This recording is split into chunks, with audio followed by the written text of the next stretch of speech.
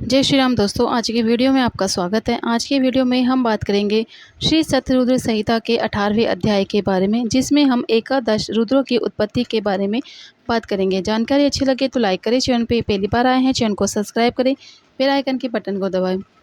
नंदीश्वर ने कहा कि अब मैं भगवान शिव के 11 रुद्र अवतारों के बारे में बताता हूँ। इन्हें सुनने से असत्य के दोषों से उत्पन्न होने वाली बाधाएं दूर हो जाती है। पूर्व समय में एक बार देवराज इंद्र अपनी नगरी अमरावती को छोड़कर चले गए। ये देखकर उनके पिता कश्यप ऋषि को बहुत दुख पहुंचा। मुनि कश्यप भगवान शिव के परम भक्त थे। उन्होंने इंद्र को बहुत समझाया और स्वयं काशी नगरी आ गए।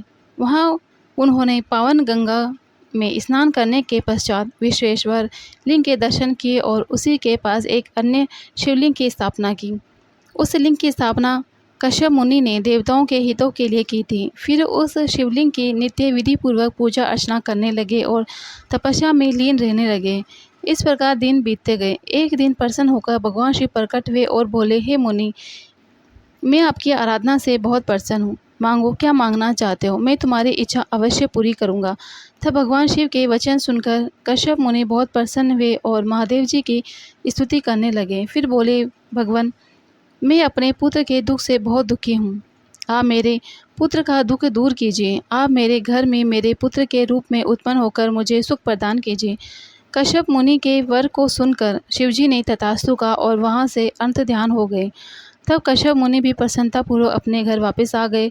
उन्होंने सब देवताओं को अपने वरदान के बारे में बताया, जिसे जानकर सब देवता बहुत प्रसन्न हुए। भगवान शिव अपने द्वारा दिए गए वरदान के फलस्वरूप कश्यप मुनि के यहाँ उनके पुत्र के रूप में जन्मे। कश्यप मुनि ने प्यार से उनका नाम सुरभि रखा। सुरभि के जन्म पर बड़ा उत्सव हुआ। सभी देवताओं ने प्रसन्न होकर फूल बरसाए, अप्सराएं नृत्य करने लगी तथा चारों दिशाओं में मंगल ध्वनि गूंजने लगी। देवताओं ने कश्यप मुनि को बहुत बहुत बधाई दी। तत्पश्चात सुरभि के बड़े होने पर उनसे कपाली, पिंगल, भीम, विरूपाक्ष, विलोहित, शास्ता, अजपाद, आपिरबुद्धे, शंभु, चंड तथा भव नामक 11 रुद्रों ने जन्म लिया। इन 11 रुद्रों ने देवताओं की रक्षा करने तथा उनका हित करने हेतु अनेकों असुरों का वध किया। फिर उन्होंने देवताओं द्वारा अधिकृत किया स्वर्ग का राज्य वापस ले लिया और उस पर फिर से देवराज इंद्र का राज्य हो गया। ये 11 रुद्र आज भी देवताओं की रक्षा करने के लिए स्वर्ग में विराजमान रहते हैं।